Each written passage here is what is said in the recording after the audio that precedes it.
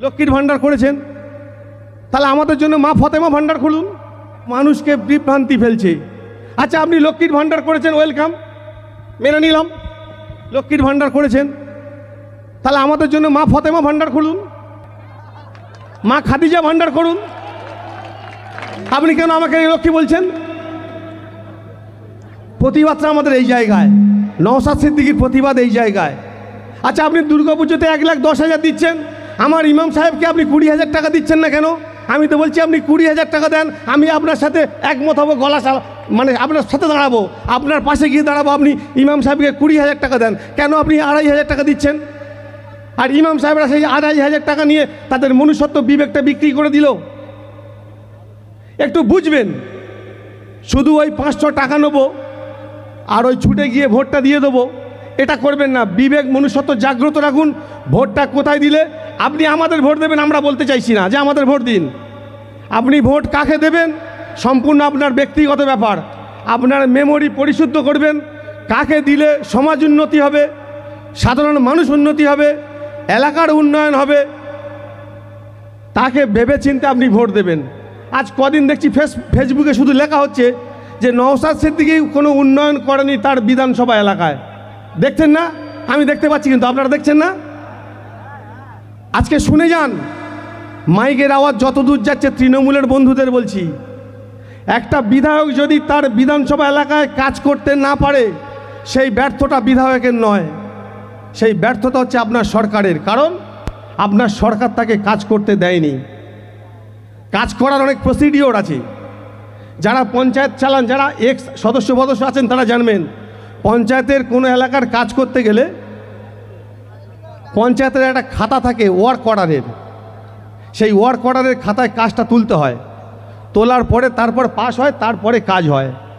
ঠিক বিধানসভায় এলাকায় যিনি বিধায়ক, তেনাকে কাজ করতে গেলে ডিএমের কাছে ওই রকম ওয়ার্ক অর্ডারের খাতা থাকে। সেখানে নওশাদ সিদ্দিকী পাট করে বুঝিয়ে দিয়েছেন যে কোন কোনগুলো কাজ করতে হবে। সেখান থেকে তার পাসগুলো দেয়নি, তাই তিনি কাজ করতে পারছেন না। আপনারা হিসেব চাইছেন তো? আমার নেতা, আমি দায়িত্ব নিয়ে বলছি, আমার নেতা গর্বের নেতা, আমার নেতা স্বাধীন নেতা, আমার নেতা মানে কি বলে বুক ভরা আমার নেতা প্রত্যেক দিন বলছে, আজও বলছে, আমার মনে হয় ঘুটিয়ে শরীফে বলবে। আপনারা যে হিসেব চাইছেন, 26শে ভোটের আগে আমার নেতা প্রত্যেকটা পাড়ার বুথে বুথে কোনায় কোনায় ব্যানার লাগিয়ে তৈরি করবে, কত টাকা পেয়েছে, কত টাকা কোন খাতে খরচ হয়েছে, সব হিসেব দিয়ে দেবে। কেন জানেন তো? আজও পর্যন্ত পৃথিবীর ইতিহাসে বিরল যে একটা এমএলএ কত মাইনে পায় সেটা বলার সাহস কারণ নেই, একমাত্র আমার বিধায়ক নওশাদ সিদ্দিকী রয়েছে। আমার বিধায়ক এটাও বলে যে মোবাইল রিচার্জ 3,500 টাকা বাৎসরিক রিচার্জ, সেখানে সরকার 5,000 টাকা দিচ্ছে। কেন? প্রতিবাদ কেউ করেনি, করেছে নওশাদ সিদ্দিকী। সেই দম, সেই সৎসাহস তাঁর আছে। তিনি হোর্ডিং এবং ব্যানার লাগিয়ে বুথে বুথে টাঙিয়ে দেবে তার বিধানসভায় তিনি কত টাকা খরচ করেছেন, কত টাকা পেয়েছেন।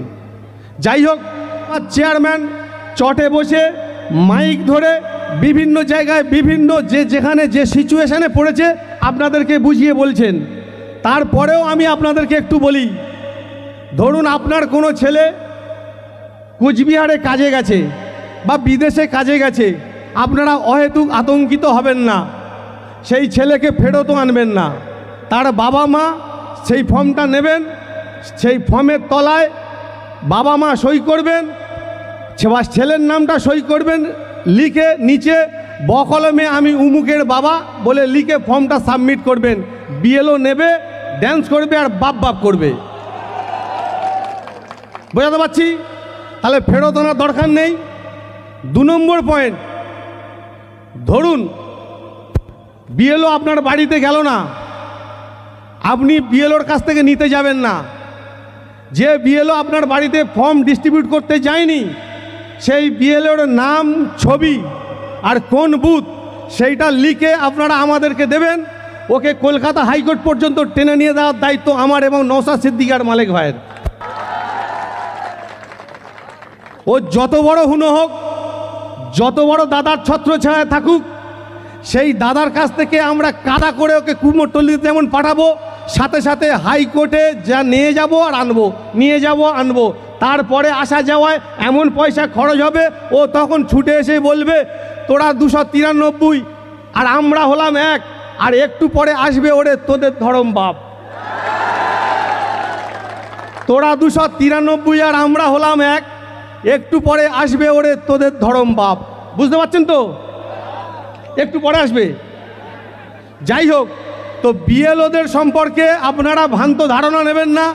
আপনারা ফর্ম ফিল আপ করবেন, সপ্তাহের শেষে ওরা ফর্মটা কালেক্ট করবে। উত্তেজিত হওয়ার কিছু নেই, ভয় পাওয়ার কিছু নেই। আপনারা নির্বিঘ্নে ফর্মটা ফিল আপ করবেন, 1 মাস সময় পাবেন। এই এসআইআরটা হচ্ছে এর টোটাল একটা চক্রান্ত, ঠিক আছে? আজকের আপনারা বুঝতে পারছেন পাড়ায় এসআইআরের ফর্ম ফিল আপ করার জন্য শিক্ষিত ছেলের দরকার হচ্ছে কি না? আপনারা ভোট দিয়েছেন কার্ডের, যত রকম বাটপথদের আপনারা ভোট দিয়েছেন, লেখা নেই পড়া নেই, তারা পড়ার সর্দার, শিক্ষিতরা ঘরে বসে থাকে আর বিচার করে বাটপড় করছে না? তো এখন বুঝুন যে শিক্ষিত লোকেদের কত প্রয়োজন।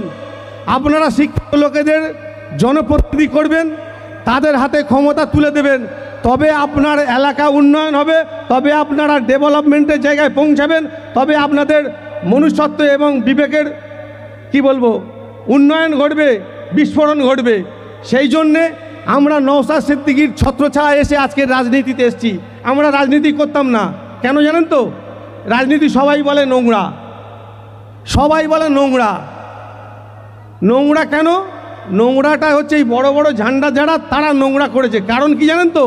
ওরা নোংরা হওয়ার কারণ আছে, কারণ কারখানা ভালো হলে কেক ভালো হয়। তো কারখানা যদি খারাপ হয় তাহলে কেক খারাপ হবে। আমার কারখানা, আমি যে দল করছি তার কারখানা ভালো, আমার নেতাও ভালো। সেই জন্য রাজনীতিতে এসেছি। যতদিন থাকবো নওশাদ সিদ্দিকীর সঙ্গে থাকবো। তাতে জীবন যাবে, গুলি মারবে, বোম মারবে, রাস্তায় আটকাবে, বাকিটা আমরা বুঝে নেব। আপনারা আমাদের মন্দির করলেন, মন্দির করা কাজ তো সরকারের নয়। সরকারের কাজ কি হবে? বেকার ছেলেদের কর্মসংস্থান কিভাবে হবে, যারা শিক্ষিত ছেলে তারা কিভাবে চাকরি পাবে, এগুলো দেখবেন। আপনি মন্দির করলেন, ভালো কথা করলেন, তা আপনার মন্দিরের যে প্রসাদ আপনার ভাইপোদের খাওয়ান, আপনি আমাদের খাওয়াচ্ছেন কেন? আমরা তো চাইনি। আপনি গণবন্টন ব্যবস্থাকে দূষিত করলেন, আর আপনারা বুঝতে পারছেন না, কিছু হাজি গাজি সেই প্রসাদ খেয়েও নিলেন। একটু ভেবে দেখবেন দিদিমণি আপনাদের ইমান কিভাবে নষ্ট করছে। একটু ভালো করে আমি 2-1টা উদাহরণ দেব, আপনি দেখবেন। উনি যত রকম প্রকল্প নিয়েছে সব দেখবেন নামে, প্রকল্পের লাস্টে দেখবেন শ্রী লিখে দিয়েছে না? কন্যাশ্রী, পথশ্রী দিয়েছে না? তা আপনি কেন শ্রী লিখবেন? আপনাদেরকে এমনভাবে পরিচালিত করছে একটা ধার্মিক লোক। যার আমার এক চাচা ধরুন 5 ওয়াক্ত নামাজ পড়ে, সে ফরজের নামাজ পড়ে এসে সকালবেলা পানের দোকানে গিয়ে বলছে একটা শিব জর্দা পান দিন। তাহলে ফরজের নামাজ এবং তার কোরআন তেলাওয়াতটা বৃথা হয়ে গেল। সকালবেলা উঠে শিবের নাম নিল। কিভাবে আপনাদেরকে প্যাঁচে ফেলছে আপনারা দেখবেন। আমার কোনো মা যারা ধার্মিক, প্রতিদিন কোরআন তেলাওয়াত করে, ফরজের নামাজ পড়ে, নামাজ পাঠ শেষে সকালে উঠান ঝাড় দিচ্ছে, পাশের বাড়ির ভাবির সাথে গল্প করতে করতে বলছে আমার লক্ষ্মীর ভাণ্ডারটা ঢোকেনি। আপনার ইমানটা কোথায় নষ্ট করছে দেখবেন। সকালবেলা আপনি কিছু মুখে দিলেন না, লক্ষ্মীর নামটা আপনি নিয়ে নিলেন। ভালো করে বুঝে যান, আমি ওই ধর্মকে ছোট করছি না। ওনার ধর্ম ওনার কাছে, আমার ধর্ম আমার কাছে। আপনার ধর্ম আপনি শান্তিতে পালন করবেন, আমার ধর্ম আমি শান্তিতে পালন করব। আমি মুসলমান ছেলে, আমি হিন্দু ধর্মের কিছু জানি না। আমি কেন প্রসাদ বিতরণ করব? আমি কেন অঞ্জলি দেব? আমি কেন তিলক কাটবো? আমি কেন ফিতে কাটবো? কাটা উচিত নয়। আপনি হিন্দু ধর্মের লোক, আপনি কেন মাথায় হিজাব দেবেন? আপনি কেন ইফতারে আসবেন? আপনি কেন লা ইলাহা বলবেন? আমি তো আপনাকে ডাকিনি। এই